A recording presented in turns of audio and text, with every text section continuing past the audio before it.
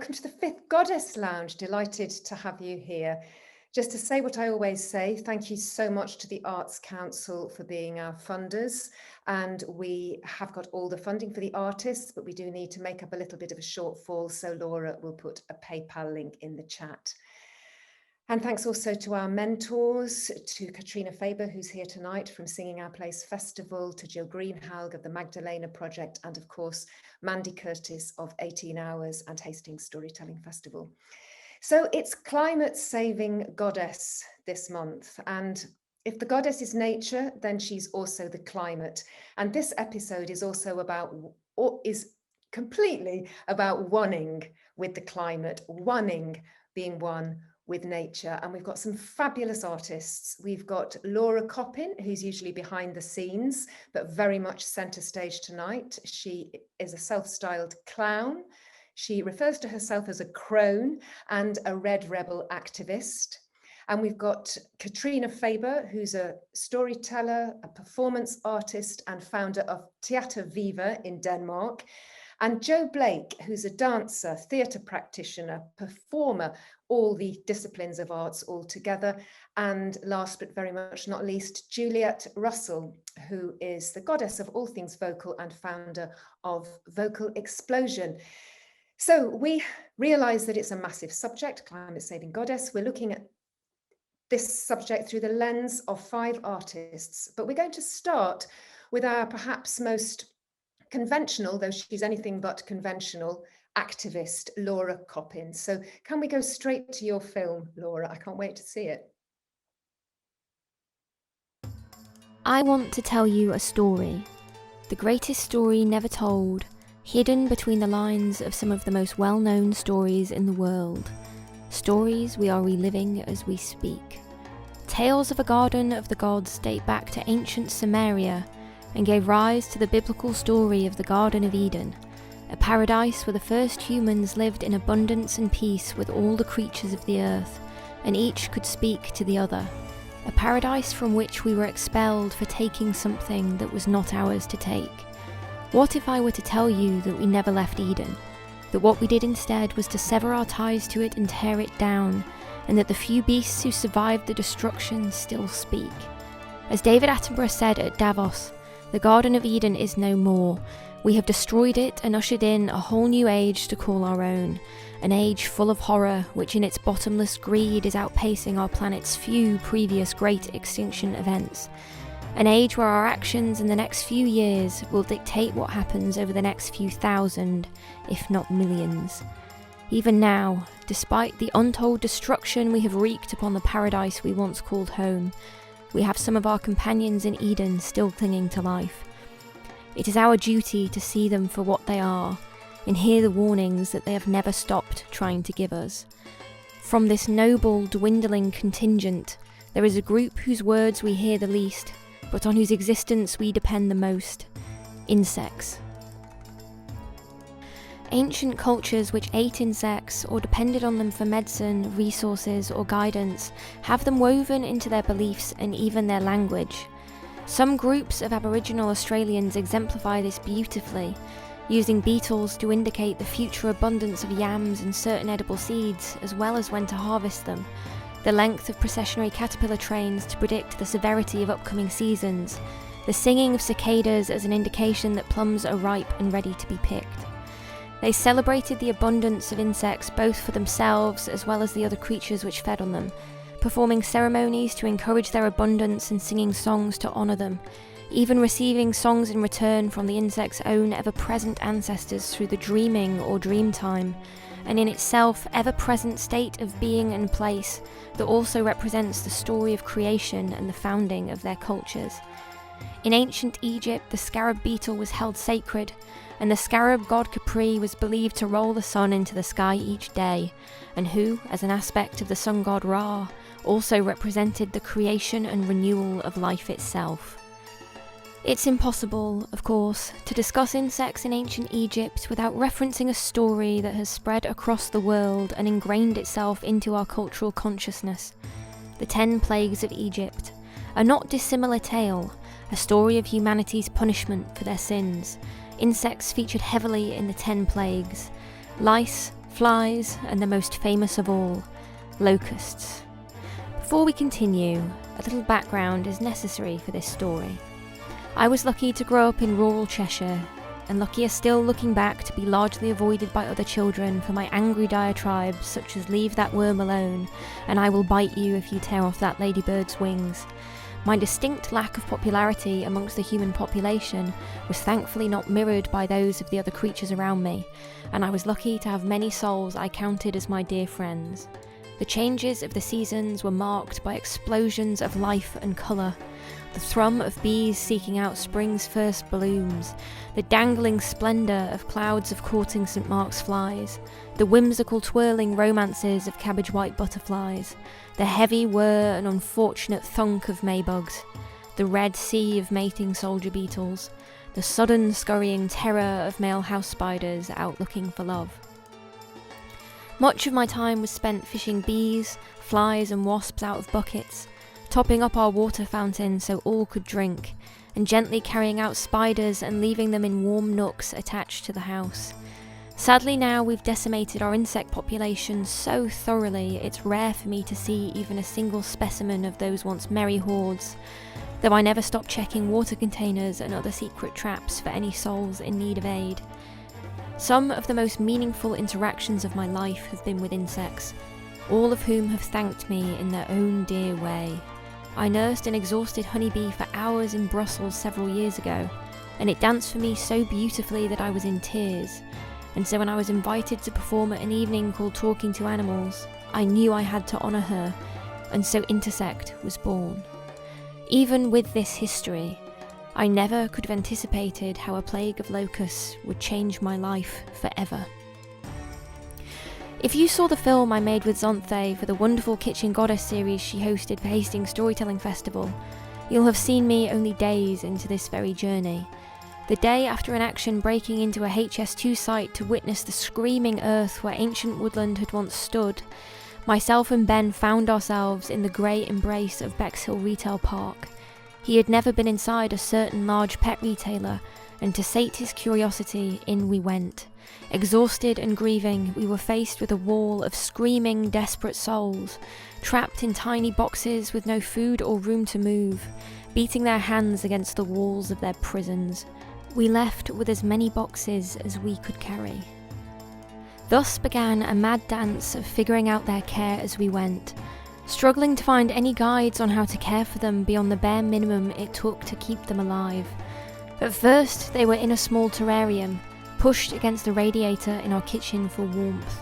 The tank you can see is a relatively late iteration in those early, blundering days. They were a range of ages, and all at first terrified of us, with a dash of curious suspicion as to why they had suddenly been delivered to this strange, new, but admittedly more comfortable place.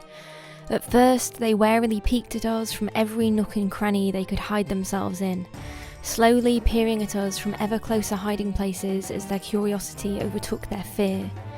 The first moments of communication began, and we soon realised they were very deliberately trying to speak to us. A lean to the side to say hello, an antenna drop to ask if they can approach. The moments we shared with them were fleeting but priceless. We began recording the patterns on the wings of the adults as they grew more trusting of us, giving each of them names. The real change came when we had to clean out their tank for the first time. We'd avoided handling them at all as we'd read that they hated it, and would emit a foul liquid if threatened. We decided we wanted to do it based on trust, and after explaining our intentions, let them choose to crawl into our hands. Many of them did, and when they realised that their home had been quite significantly refurbished, and many new delicious and locust-appropriate treats had been added, their communication entered a new realm of trust and enthusiasm. Whatever strange hulking beasts had taken them, they knew we wanted to help. From then, we were able to witness their tantrums and excitement, their joy and irritation. They approached us to say hello, and even came to us for help. They asked us constantly to come out for adventures, but also, we realised, to sunbathe. We hadn't got the basking lamps we bought them nearly close enough for their liking, and what we first took to be creeping attempts to escape were actually very determined attempts to splat gloriously in the heat. Over the course of our time with them, we realised they weren't trying to escape us at all. they just wanted to see the world. As we spent more time with them, we fell head over heels in love with every single one of their personalities. Their language is complex, a mixture of hand, mouth, mandible, arm, leg, antenna, abdomen and wing movements, a graceful and mostly silent ballet full of expressive emotion and depth. They began visiting us in half-awake states, their curious faces burning behind our eyelids. In a very dark moment they surrounded me, with a gentle but unerring pressure, and I found the same ring of them clustered at the front of the tank when I came over afterwards to thank them. I often wonder what songs they would sing in dream time. Each tank has its own unique personality. The girls with their quiet, goddess-like dignity, their remarkable snake-headed ovipositors, their gentle love and support for one another, their sense of justice, their fierce intelligence and joyful sense of adventure, all as different as one another, sharing their tank together with grace and only minor pettiness. Annie, ever pregnant, full of love and cripplingly jealous, craving only your undivided attention. Infinity, who suffered a bout of neurological problems which left her unable to control her limbs, but who became the most excited and adventurous climber of all, the first to leap with joy and beg to come out to play. Kanji, silly and playful but kind and empathetic, always offering a hug and support to those who need it. The boys, like marauding pirates or excited puppies, scrambling to greet us and trying to jump on us at every opportunity possible. Lusty, competitive beings who form writhing piles of bodies and drag orgy piles through absurd strongman feats, treating their bodies like demolition derby cars and leaving dismembered limbs in their wake. Machete, one of the most playful souls I've known in this life, a rotten flirt who gave unfathomable neck massages that felt like you'd been hit by an electric current. Noir, beautiful and otherworldly, wreathed in black and gold and hiding a noble heart and the soul of a pervert under a veneer of careful disinterest. Dread Pirate Roberts, a soul who truly lived up to his name, ending up peg-legged with an unabating desire, no matter the condition of his earthly vessel, to ride on your shoulder, playing endless silly pranks and games and showing a capacity for love I will carry with me forever. We've sadly lost many of the souls you've seen today. We lost so many in such a short space of time, after a remarkable run of 7 months with them in our lives, that I had to choose between making a locust costume for this film and being there with them in their final moments. No costume I could ever make could honour them if I did not walk with them to their end. The mark they have made on both our lives and those of all who met them will always remain. I love you all, and I miss you more than I could ever express. So how do these gentle, wildly sentient beings form a destructive force that can decimate entire nations and is feared the world over? The answer is that often they don't. There is no such thing as a locust, until some species of solitary grasshoppers change their neurology and physiology in a remarkable act of transformation and swarm. And when they do, it is our monoculture-led agriculture and destruction of the natural world and its climate which sends swarms spiralling into their trillions. Across North Africa and the Middle East, evidence shows that civilization after civilization has been toppled throughout history by localized, man-made climate change, directly caused by exploitative agriculture, deforestation, soil degradation and erosion, ending in the loss of plant and animal species, desertification and civilization collapse. There's evidence for this dating as far back as 7000 BC to Samaria, repeated over the millennia with leaders ignoring warnings of the doom their actions were bringing. We faced biblical locust plagues in 2020, and many fingers are pointing to climate change being behind the very specific conditions required for them to form. And what of the other plagues of Egypt? The Nile turning to blood? Algal bloom from manure making the already silty water too nutrient-rich, causing fish to die and frogs to flee, and flies and lice to bloom from the absence of predators and the glut of food from their putrefying corpses, bringing disease and pestilence in their wake. How many of the myths and stories we share of gods punishing the wicked come from disasters we have engineered ourselves? Could the story of the fall of Adam and Eve itself represent the desertification of the Middle East, spurred on by agriculture and our exploitation of our natural environment? We find ourselves now with a very clear choice. Change our ways or our civilization will fall, except this time we will take the rest of life on Earth with us, and they all want more than anything to have the chance to live. They will tell you that themselves, if you'll listen. Wow, I just have to take an exhalation there because that was truly, truly, Laura, utterly epic. I'm going to watch it at least 16 more times. And I always said this in The Kitchen Goddess, I'm saying it now, you are the ultimate custodian of nature. You walk your talk, not just in your Red Rebel Brigade protests, but in the way you live. And you've already taught me so much about locusts, and it was lovely to see. I have seen them in your flat, but to see them so tiny and then getting bigger, and then their naming and the personalities, it was exquisite. Thank you so, so much. But this is, you've talked a lot about the climate there, and I just wanted to ask you, of all the protests you've done with the Red Rebel Brigade, is there one that you think is most relevant to this Goddess Lounge? Yes, and it was actually one that in itself was very life-changing for me. So I'm just going to bring up the picture to show you all. It was for Indigenous Peoples Day, and I was very lucky to be involved in this protest. So it was against the deforestation of the Amazon, as well as against the deforestation from HS2. We worked with Indigenous tribes in the Amazon itself, as well as all the forest protectors who are living in these sites, to create this scene. I was very lucky to come and basically arrive and get to grieve.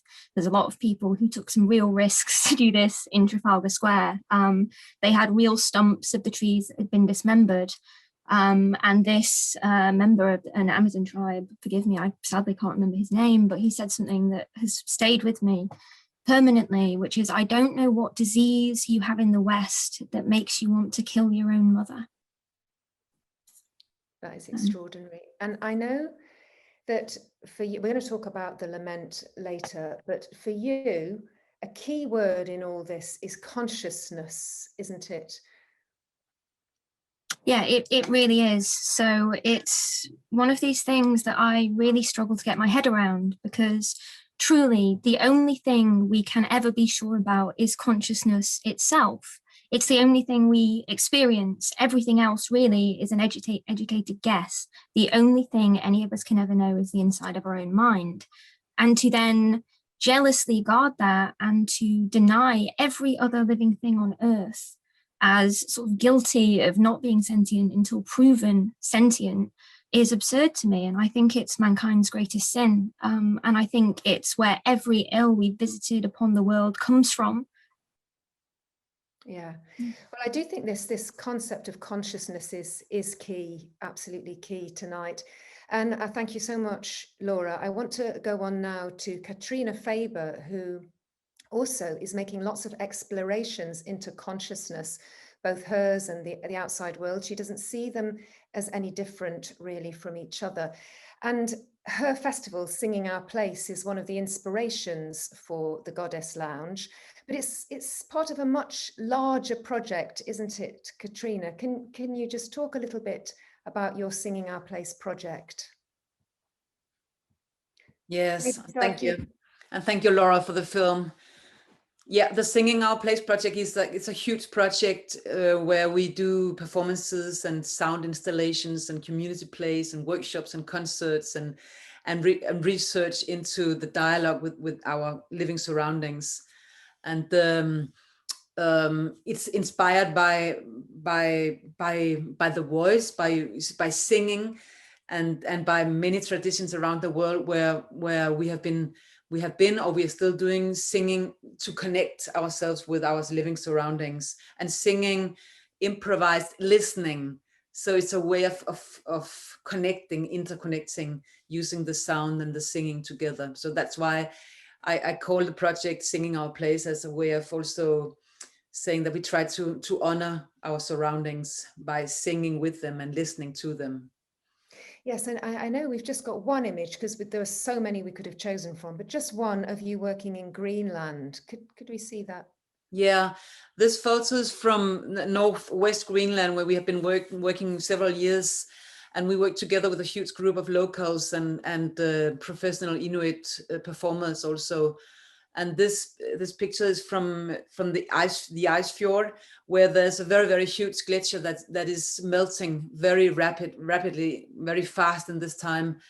And we did several meetings with this place, and this pictures there we're listening to and trying to respond to the place by improvising and singing without words, just singing and exploring all the ways that we can connect with the land through our voices.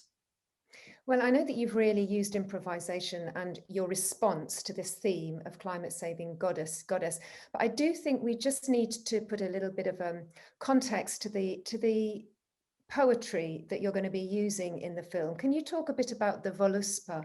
Yeah, I use just a little part of the Voluspa, which also said, which is the oldest poem or the oldest tale that we have in the north, in Scandinavia and Iceland. And it is the old woman, the old crone, the old seeress or the oracle. She is seeing all times at the same time. She can see the past and the present and the future at the same time. And she's also able to see behind the limits that we have put between ourselves and our living surroundings, humans and animals and plants and trees and land. And she sings also this story of the huge cycle that we live in all together, the cycle of birth and life and climax and also destruction, Ragnarok as we call it in the north, and the destruction of everything, and the necessity of confronting this destruction in ourselves and in our surroundings also in order to come through and to be able to open us for new beginnings, new visions, new ways of being in the world. So it's a huge old poem about this cycle that we all belong to. Well, that's beautifully put. Why don't we talk a little bit about your work with the human choir, the sound of human, and your work with Lament? We're coming on to that after your film. But can you just talk to us about that and what you think the function of Lament is? Yeah, coming back to this, what the poem also tells about the grief of the catastrophe of the destruction, and that is for me very actual. That's why the poem is very actual in these times, because we are really facing a lot of reasons for grief and pain and sorrow, because there's such a huge destruction happening around us and because of us. So, and I think Lament is a possibility to go through, to embrace this grief in order to release new energy and new hope and new life. And Wow. And I like to work with I have been working with the human voice for many years in many ways, in all the possible and impossible ways that the human voice can express itself. And I really like also to work with shouting and whispering and the breath and also the crying, which for me also is kind of a beautiful music also. And I think singing through grief, singing through the crying, lamenting the grief is also a possibility to sing all the colors of the soul. Wow, fantastic. Let's look at the film. Thank you, Laura. In the beginning, there was the nothing. There was no sand, no sea, nor cool little waves. Earth was not, nor heaven above, but a yawning gap, and grass nowhere.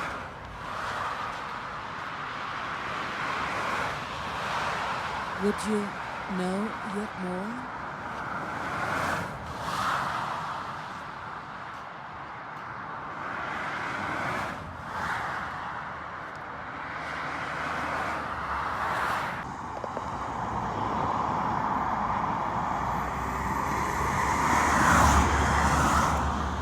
sun turns black.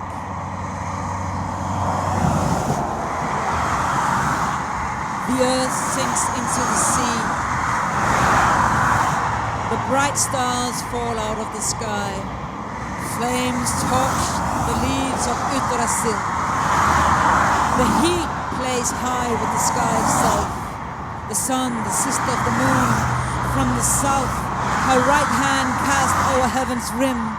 No knowledge she had where her home should be. The moon knew not what might was hers. The stars knew not where their stations be. Would you know yet more? Would you know yet more?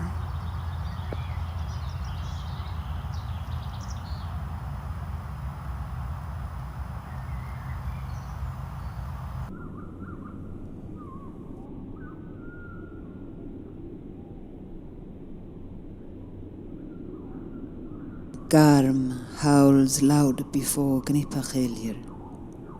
The feathers will burst and wolf run free. Much do I know and more can see of gods, humans, nature in fight.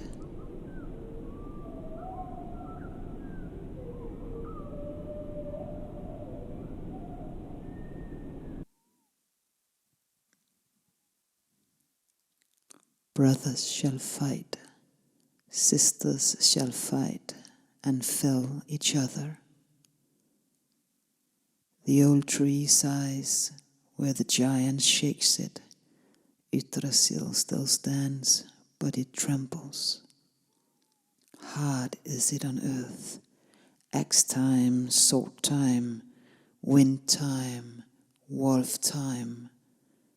Ere the world falls, nor ever shall men each other spare. Would you know yet more? Would you know yet more?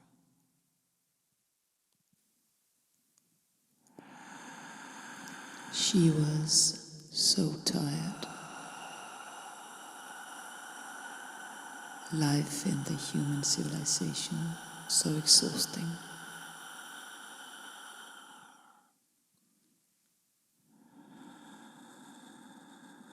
Yggdrasil, the tree of life, the axe of the universe, the spine of our body, trembling, muted.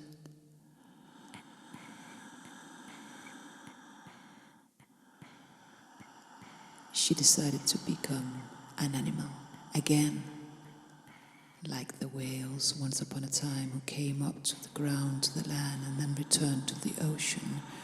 She decided to find back her animal voice,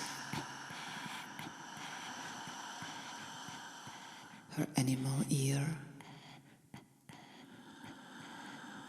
the capacity to listen to the trees, the insects, the ground, the stone, the waters, the clouds, and the other animals.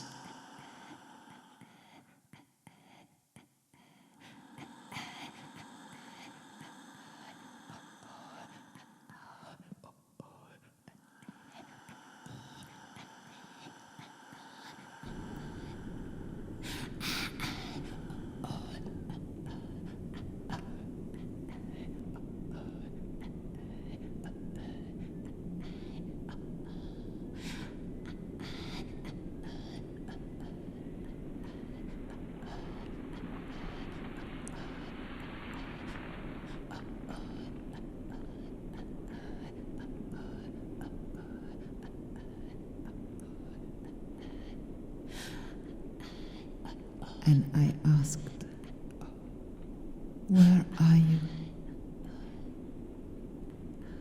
My sisters, my brothers,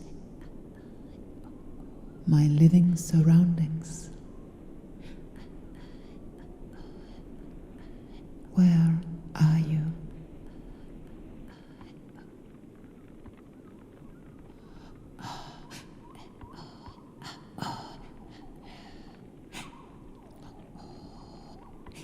sisters, my brothers, all living things in the world, I will go looking for you.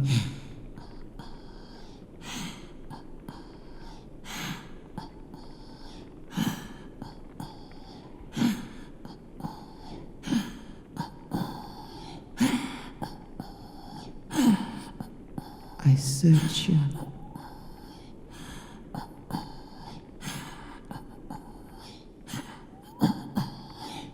My sisters, my brothers, all living things in the world.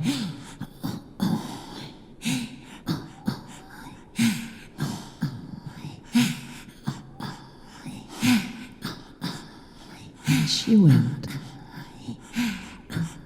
into the world.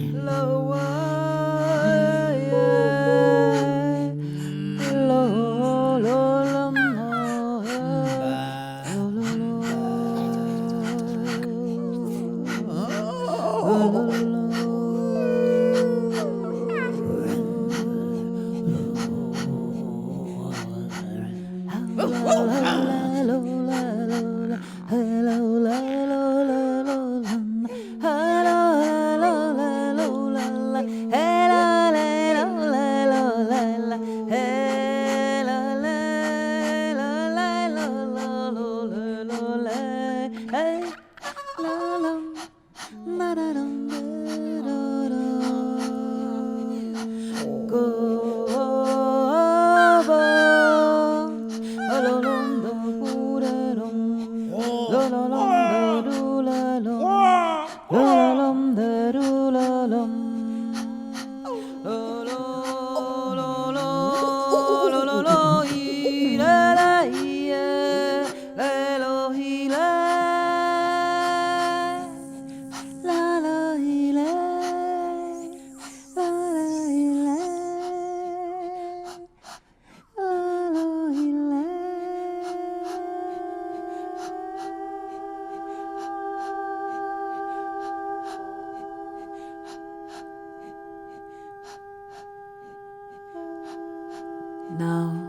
do I see the earth anew rise all green from the waves again. The large waterfall sounds, and the eagle flies, and fish she catches beneath the cliffs. Would you know yet more?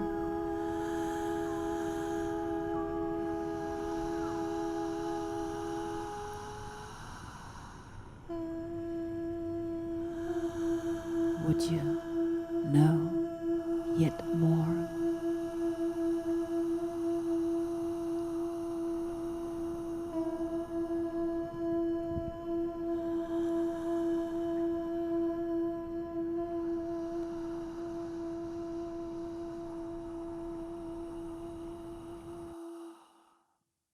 Wow. Thank you, Katrina. What an amazingly important film. I just love the way you go through the whole gamut of emotions. And I know you live your life like that with great integrity. And whenever I've seen you prepare for a performance, do a performance, it's like a click of the fingers and you are right in that moment. And I have to say, I noticed that Laura's put in the chat that one of the locusts fell insanely in love with you and tried to crawl into the screen to get to you. You talked a little bit about Lament before we showed your film, and I'd just like to bring Laura on so that we can get a sort of mirror of how Laura works with Lament, because like you, she too's worked with it extensively. Yeah, hi. I just want to say how beautiful that film is. Like, I find it stunning, and I can't tell you how many times in my life where I've wanted to do exactly that, and it really speaks to something really primal in all of us, I think, of what we should be doing. It's amazing. Yeah. So for me, it's quite a transcendent experience connecting with grief. So the Red Rebel Brigade was founded by Doug Francisco, and it represents the blood of all the lives that have and will be lost due to climate change and human action. And so you are already representing this tide of grief. And as you walk, you know, we always cry and are in tears, and it's a very emotive thing anyway. But for me, because I have fibromyalgia and some other joint problems, generally quite quickly into a performance, which we can be out for more than 6 hours with no comfort breaks, quite quickly I get into quite extreme amounts of pain, particularly from the controlled movements. And the only way to kind of get your head into it is to just connect that with the pain of the earth and the pain of all the creatures you share it with. It's that jagged grief, and you know that it's the spirit of the earth that's screaming, and you internally scream with it. And I tend to do sort of mantras in my head, inviting my ancestors and all the spirits of the earth to bring me their rage and their grief and their pain, so I can channel it into what I'm doing. And I know a lot of people use similar methods, and I think that's why it's such an effective mode of performance art. Amazing. We really are going very deep tonight. Juliet, your singing has a similar effect to Katrina's film and to when we hear about Laura's lamenting as part of the Red Rebel Brigade. But do you have anything to add to this subject of lament? Yeah, as a singer, I love working with drones, and I'm not alone in that. And I see a lot of people responding to drones, and often what we do is respond with lament. And I've seen some extraordinary group activity working with drones and lament. And often, as Katrine was saying, going into the space of using no known language, just sound, so that you're almost bypassing that part of the brain and coming from the heart. A really primeval thing, and actually fabulous when you can give yourself permission to do it. Mm-hmm. Wow, a primeval thing, and we're going to be moving on to the heart. And Jo, I know for you as a dancer, and you know, you described the performance, the live performance you're going to do for us quite shortly, as kind of a postcard and also a poem.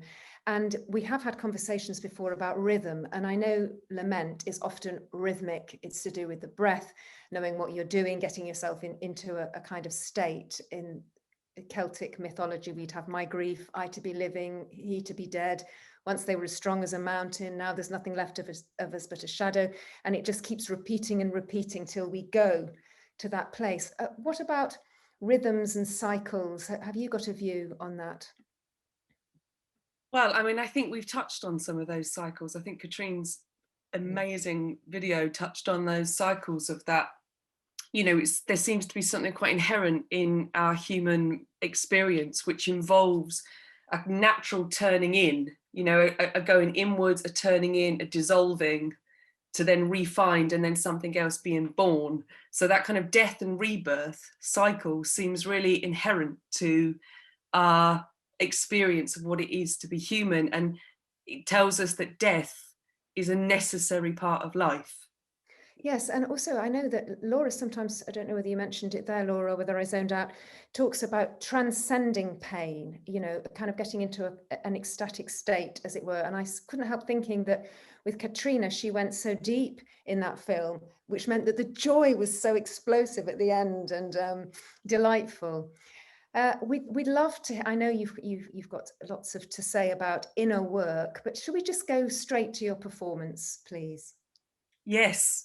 I mean, you know, we started with locusts in quite a kind of biblical fashion, and we're gonna carry on. And you know, the themes of suffering and are inherent in part of this story that I'm going to tell you. But I had wanted things to be a little bit more organized than they are.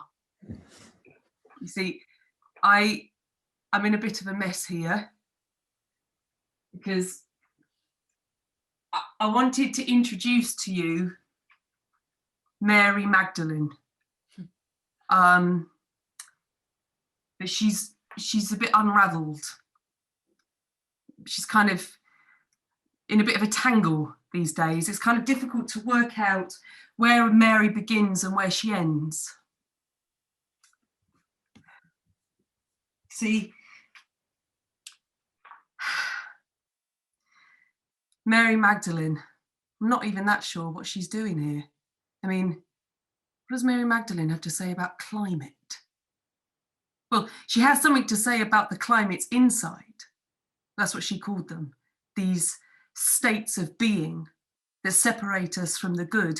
These she called the climates, but she's not a goddess, is she, Mary Magdalene? I mean, she was just a woman.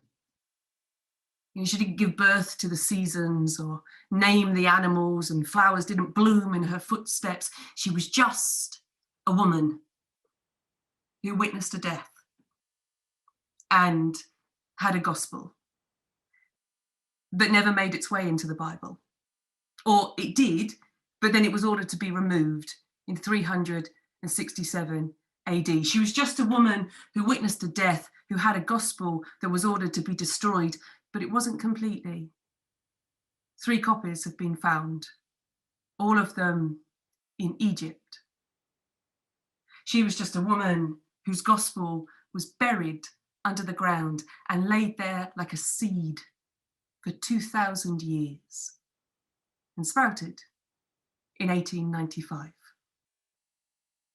She was just a woman with a gospel that laid into the ground like a seed and sprouted in 1895, 3 copies found, buried in Egypt, and all of them with the first 6 pages torn out and the same 4 pages missing in the middle. She was just a woman whose gospel was buried, found, partial. And when they tried to print it, there was a flood and all of the manuscripts were washed away. So they tried again. And the First World War broke out. And so the manuscripts lay on a shelf unread and unseen. So they tried again. World War II broke out. The manuscripts stayed on a shelf unread and unseen. And in 1955, they finally made their way into the hands of the public. She was just a woman who loved, who witnessed a death, who fell through death into life, who had a gospel that was buried for 2,000 years and then rose again. Why? A room filled with 12 men, the disciples. There's Peter, there's Andrew and Levi and all of them are draped around in various postures of morose grief. Their teacher is dead. Jesus has been hung from the cross, his body taken away. And at this point, in this room where the 12 disciples gather, at this moment, there is no such thing as Christianity. There are no churches, no bishops, no synods, no cathedrals, no minsters. There's no Bible. There's no doctrine. There are no crusades. There's just 12 men in a room having witnessed the death of their teacher, the teacher with whom they threw in all of their lot. And then the door opens. Mary comes in and she carries with her this skirl of wind. Leaves dance around her ankles, and she has inside of her this light, the same kind of light that he had. And such is the power of this light in her that it makes Peter stand up. Peter looks at Mary and he says, "Sister,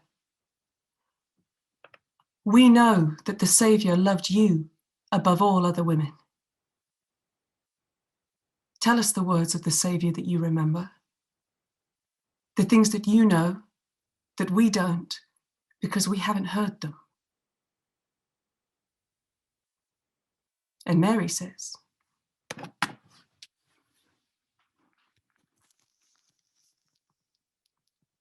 "I will teach you."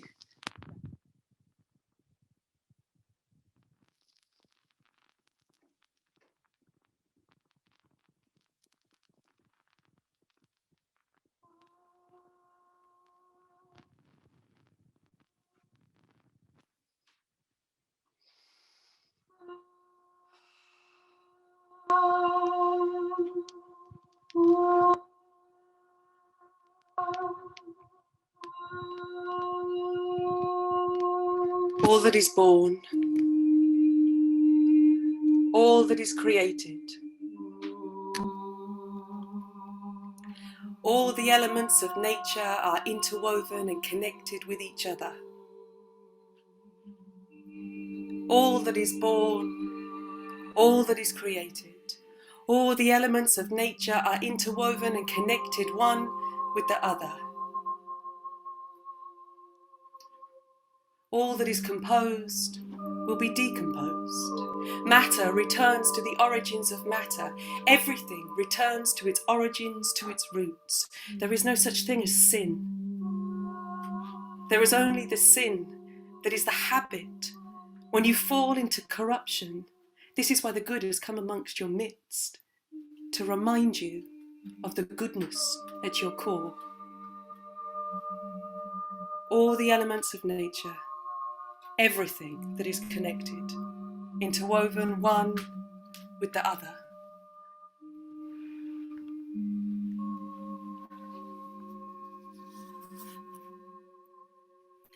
Mary watched as his body was taken down from the cross, limp and heavy and lifeless. All the other disciples had fled. They couldn't bear it. They saw the nails, the hammer, they heard the cries, and they ran in fear.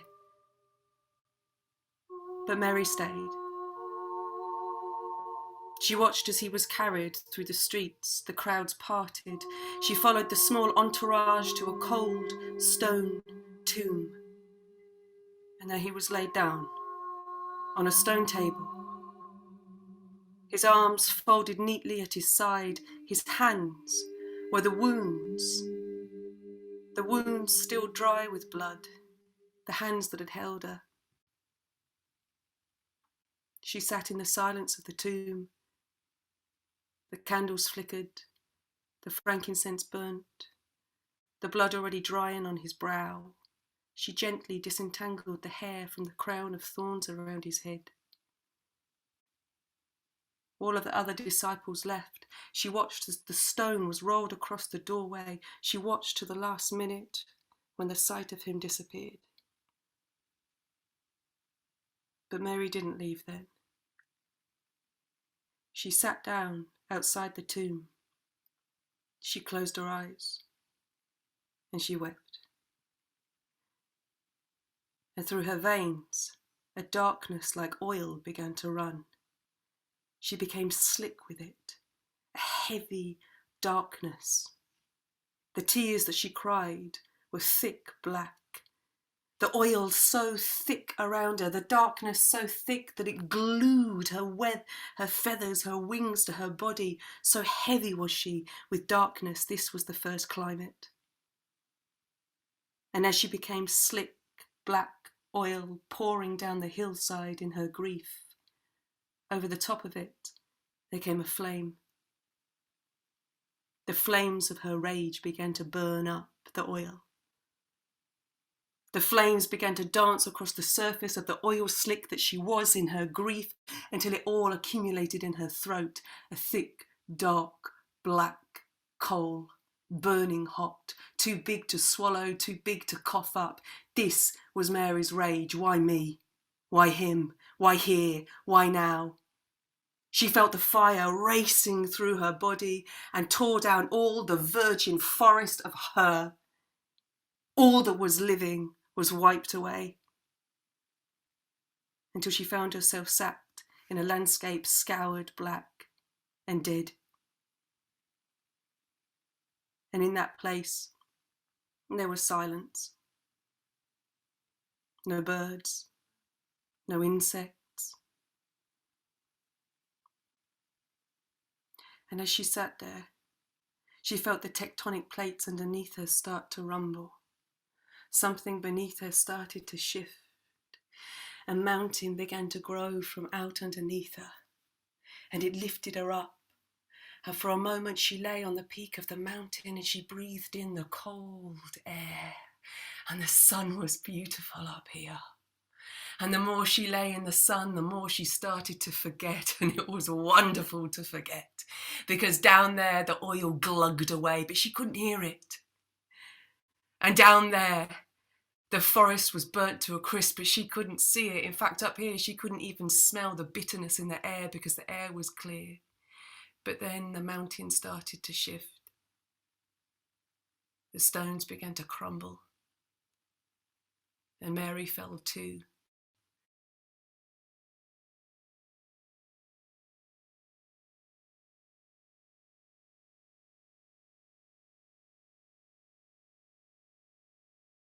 For 3 days and 3 nights, crying. But inside, the climates tumbled and tore at her. But Mary did not flee from them. On the morning of the 4th day, as she sat in her wilderness, her barren land, she felt something tickle in her toes. She looked down, and there at her feet, there was a tiny white flower. As she bent closer to smell it, the seeds from the flower flew through the air into her mouth and landed in her heart. And at that moment, she heard a voice. Mary.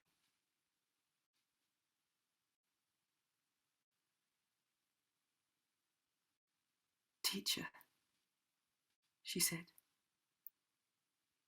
She saw a figure standing in front of her. Do not cling to me, Mary, he said. Like water becomes ice, becomes steam.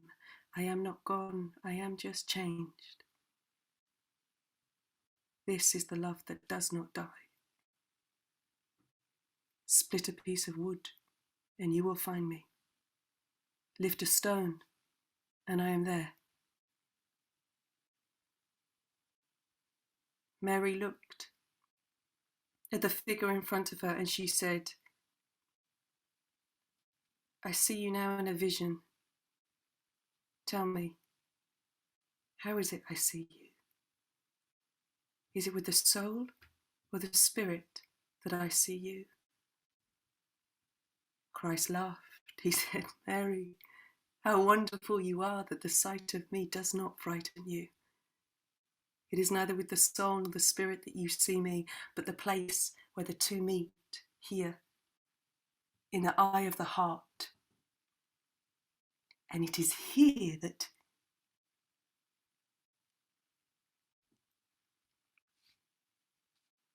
pages 4 to 6 are missing.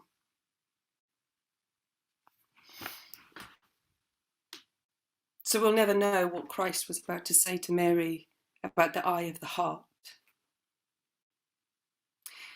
But we do know that Mary Magdalene wrote a gospel. And some part of me believes that in the great narrative of this world, those 2,000 years of its dormancy was actually a gestation beneath the ground.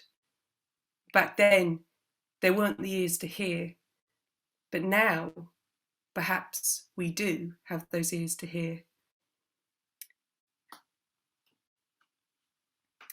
May we walk in Mary's footsteps, and may the flowers bloom where we walk.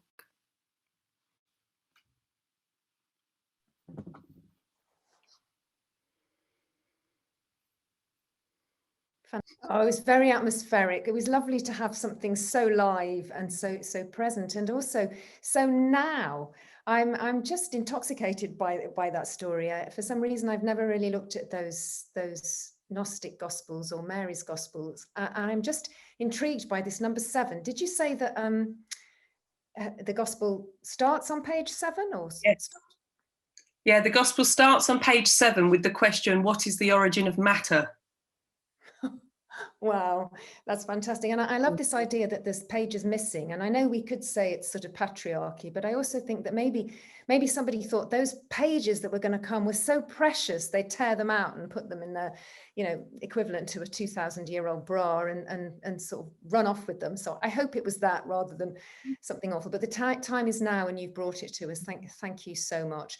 I'm going to ask the other artists, is anything being triggered for you listening to that extraordinary performance?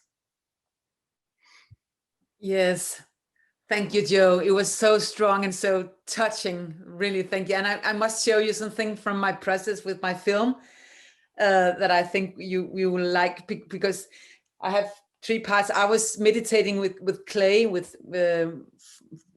the process with the film, and first I made this, which is the pew form, and somebody struggling to not to go into the transformation process, resisting the transformation process, as we all do sometimes. And then this quiet, long period of pupae of silent transformation. And then, which I would like to give you as a gift, if I could do it through the screen right now, but this is then the third phase, the new life with the eye of the heart. So this is for you. Thank you, Jo. Yeah. That's utterly fantastic. What synchronicity. And Jo, you made it really clear there that there's this big connection between the climates, and there's 7 of them again, that number 7 climates inside and the climate outside. And I know you've got a view on why we're in this climate crisis. Well, it really connects with what Laura said earlier about the Brazilian man that she met at the activism. Sorry, struggling to find my words, but yeah, at the protest. And what is the sickness that makes us treat our mother in this way? And so for me, from one perspective, you can view Mary Magdalene as a climate activist, because she was somebody that really stayed with the difficult climates inside.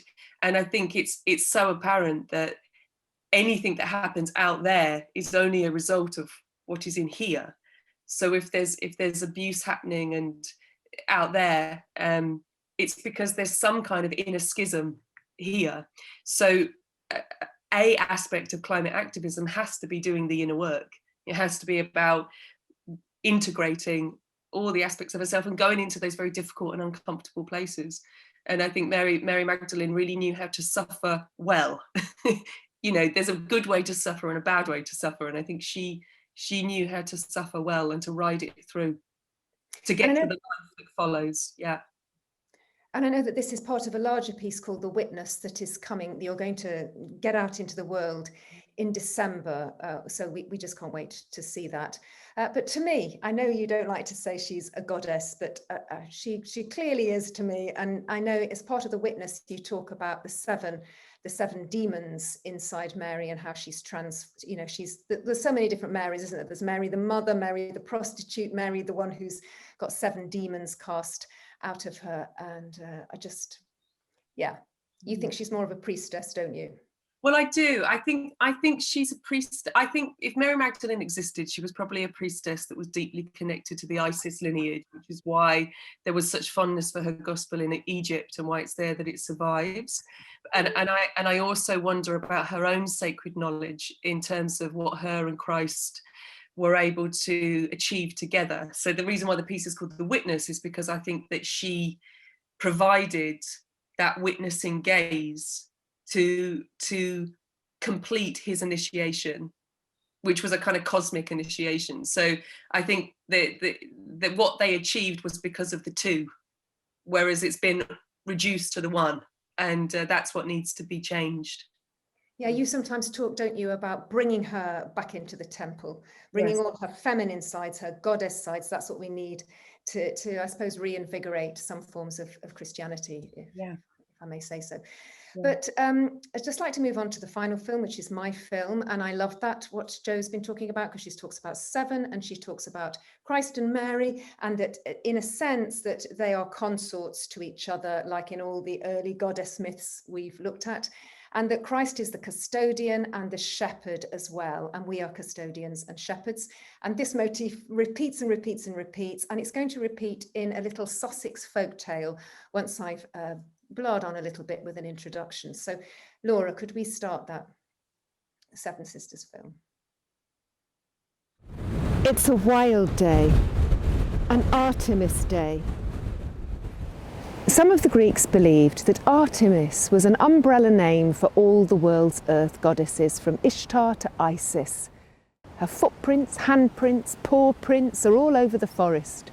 She is the forest. She's the midwife, birthing cubs and pups, and she's the swift death bringer with her silver arrows.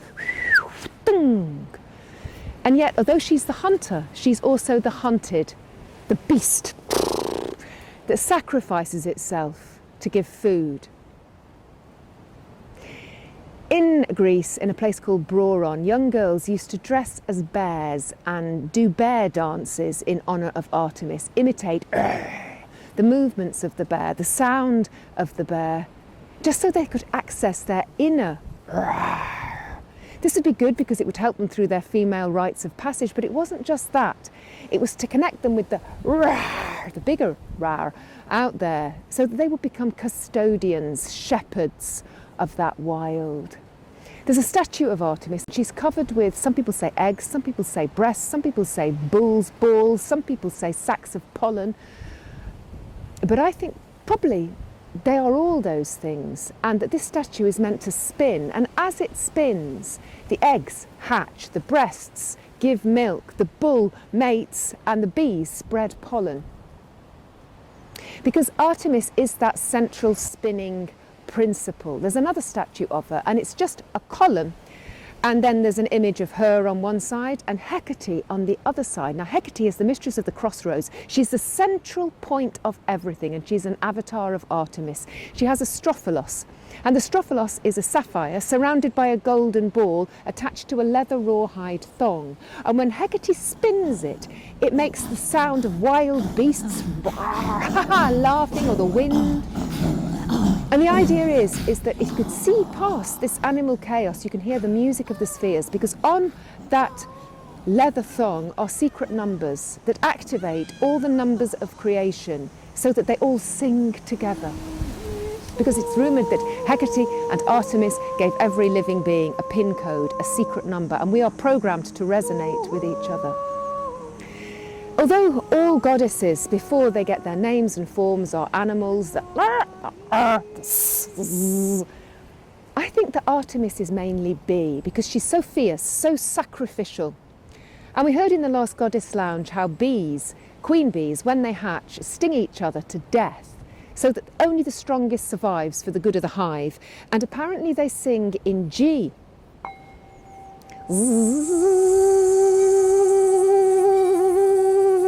And I believe that that buzzing gives them an ecstatic sensation so that they don't feel the pain of the stinging. It's all for the good of the hive.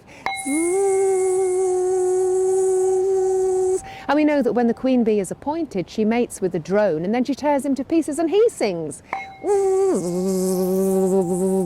And probably he feels no pain. And I think we could learn from those bees because we need something, don't we? We need some kind of vibration that will make us fall in love with nature. And Seema Anand told us last month that when bees are happy, they sing in collective A. If we could learn that note, that vibration, maybe we could get ourselves into such an ecstatic state of being in love with nature like we did when we were children, like those girls that did bear dances, that would dull the pain and help us sacrifice what we need to sacrifice, our addiction to our fossil-fueled, plastic-filled way of life. If we don't, we're dicing with our own existence. And talking of a die, 6 sides. The opposite sides add up to 7. So 2, the opposite side will be 5, 3, the opposite side will be 4, 1, the opposite side will be 6. Where is the secret 7, the 7th face, that hidden facet? 7 is a wild number, an Artemis number. It's that axis, that spinning axis, that energy throughout all of nature that we have to be shepherds of, custodians of, to cherish. Honeycomb, central hexagon, surrounded by 6 hexagons. And the Pleiades, the 7 sisters, are Artemis's constellation. These cliffs behind me are known as the 7 sisters. There's Rough Brow, Haven Brow, Short Brow, Brass Point, Bailey's Hill, Flagstaff Brow and Went Hill. There was once a shepherd who worked the sweeps and folds of these downs. He had a belt with 3 buckles for his 3 good qualities. He was kind, he was true, and he was connected to the land. He loved every blade of grass, every insect wing. One day he lost a sheep and all day went searching for it and only found it towards evening where it was stumbling over the edge of the cliff called Rough Brow. He caught it just in time, arm around its soft middle. And as he did, a bee began buzzing in front of him. And he was electrified by that vibration and followed the bee. But the strange thing was, the further away the bee buzzed, the louder it became. And it landed on the next cliff, Haven Brow, and took the shape of a woman with hair as black as the back of a bear, and she was dancing with movements like a snake. And when night fell, she called down a star and it began to dance with her, and then another and another and another, because each of the stars that fell became women. The shepherd, intoxicated by the sound, looked straight at her and she caught his eye and seemed to gesture. With the sheep under this arm, he ran into the circle, took her under the other arm, but as he did, the women that had been stars became beasts. With fangs, teeth, claws, they began to rip, tear, sting, but he was totally oblivious. He ran out of the circle, took the woman all the way to his hut, sat her by the fire, said, "I'm sorry, I don't know what came over me. It was some kind of enchantment." She said, "I called you. Let me think if I'll stay." And she watched him in silence for 3 days. And in that time she saw he had 3 good qualities. He was kind, he was true, he was connected to the land. And so she said, "All right, I'll stay with you on one condition. Never mention my dancing, never mention my sisters, keep the secret." And he promised, and she stayed. If time were a line of bunting, we could abseil down it. And as flags became feathers and ribbons became bones, we could attest that from the shepherd's time to this, there has never been a man more in love than him. He was over the moon, he was inside out, not a shred of doubt, not an ounce of fear. For days that seemed weeks, weeks that seemed months, it was an eternal summer. But when the harvest was brought in, he woke up one morning and she wasn't there. First hour he was okay, fed a sheep. Second hour, all right, chopped wood. Third hour, panic, started to tramp through branchy wood and boggy ditch. No sign. He returned exhausted, depleted, hair matted with sweat, jaw set, walked into his hut, and there she was sitting by the fire. Where have you been? I'm here now. You left me. You were dancing with your sisters, weren't you? And as he took his hands away from his face, she was gone. Not a whirl of a skirt, not a whiff of perfume. He picked up his shepherd's crook and he started to search, from rough brow to haven brow to short brow to brass point to Flagstaff brow to Bailey's Hill to Went Hill, nothing. He walked a lifetime into his feet, and only then, one night, did he see, like fireflies flickering on a silver string, the 7 women dancing, singing. But this time, when he went into the circle, he didn't take her away.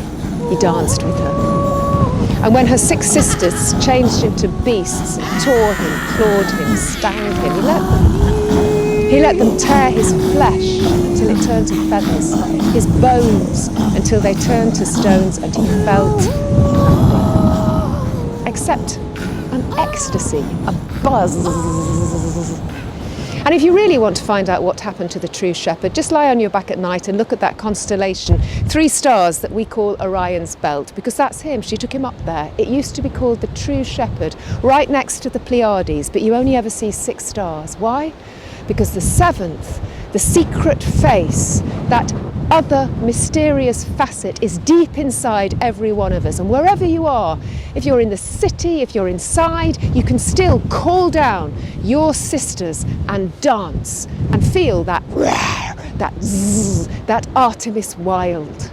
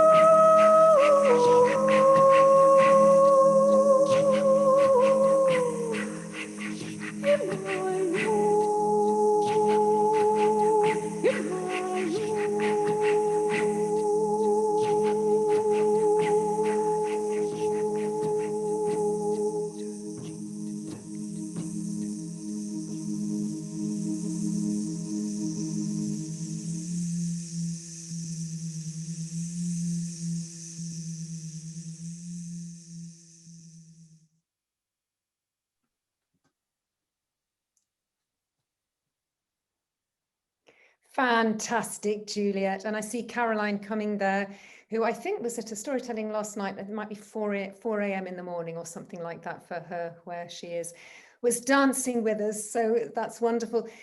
What amazing, amazing soundtrack. Thank you. They're totally improvised, especially for this Goddess Lounge, Juliet. And I know you've got an album coming out, haven't you, very soon? Can you tell us the title of it? Yes, I've got an album called Vox Salva, which is the Latin for The Voice Survives, which felt really appropriate at this point after the last year. And a lot of the music on that is really inspired by the natural world, a lot of it in my own made up language. And there's one piece, Plasticus, which is really about how we need to become ambassadors for our earth again. Yes, I know you're doing something called an environmental pledge, aren't you? And we'd love to be involved in that. Could you tell us a bit more about it? I'd love to. The idea of the pledge to the land and the sea is to create a very positive collective consciousness by writing or recording just one simple sentence on how we can reduce our environmental impact and how we can become custodians and ambassadors for nature again. And all pledges will be added to the pledge book, which will just keep growing. Fantastic. Before we do that, other performers here, any tips on pledges or pledging as a concept? Hello, so I might jump in here a little bit because I do think this is a realm where we've been burdened with a lot of guilt and shame and unnecessary personal responsibility for the catastrophe we're in. So fossil fuel companies and other polluting companies have gaslit us for decades by basically saying it's your fault for using straws, when actually there's about 100 companies causing most of the world's emissions. So we need to kind of reclaim the idea of personal responsibility from them and remember that we are powerful individually and collectively, and we can make change even if we weren't the ones who brought this on us. Yes. And what positive change would you make, Laura? What would what's going to be I think one of the best ways is, we have a lot of direct consumer choices, but one of the hidden ways is what our finances are doing. So these companies actually depend a lot on subsidies from pensions and other investments. So who you bank with, what your pension is invested in, all these different things make a huge difference. And there's some really good tools online as well. There's actually a really good small independent bank called Triodos that invests in green things as well, as one example, but there's a few, and just find what's best for you. Thank you. And Juliet, any recommendations? What kind of things are people putting in the pledges? All sorts, everything from not sort of having single-use plastics to a very conscious planting program, lobbying MPs, lobbying large corporations. And actually, one of the most moving ones was a woman saying, I want to change the way I perceive my relationship with my earth. So all sorts of angles and takes on this, businesses too. And also being an ambassador to share this and asking friends, family, your local businesses to make a pledge. It plants the seed, as Joe said. Yes, seeds are important. Juliet, thank you so much. And thank you. I know you did the soundtrack for Joe as well. We want to end with your track, Plasticus. You're not going to do it live because this is one of the tracks on your album. If people feel like putting pledges in the chat now, we will give them to Juliet. The link will go in the chat. You might want to use this just as a chance to breathe out. We've had some intense material tonight. But yes, just remember the words of Greta Thunberg, no one is too small to make a difference. So no matter how small the pledge, but no obligation to pledge, just we'll just go out with Juliet. And then that will be the formal end of the Goddess Lounge. You feel free to go, but we will be taking questions and answers for 5 to 10 minutes after that. So let's just hear Plasticus. It's a very short and very beautiful track. Mother, Father, God, we have forsaken you, plundered and burned from the garden.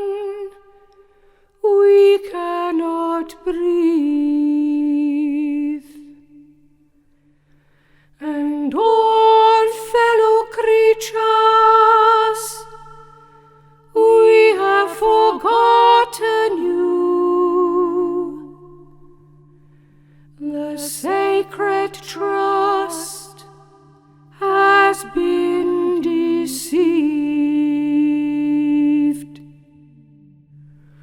Glorious dwellers of the sea, we have demoted you. Plasticus and poisons rot in the deep.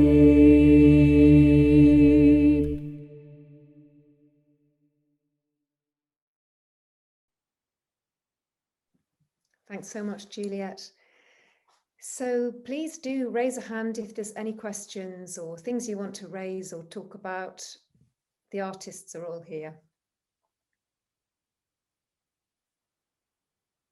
Oh, well, I just want to say how beautiful that song is, Juliet. It's just absolutely stunning. It's a hymn and a lament and a prayer all at the same time, and it's so moving.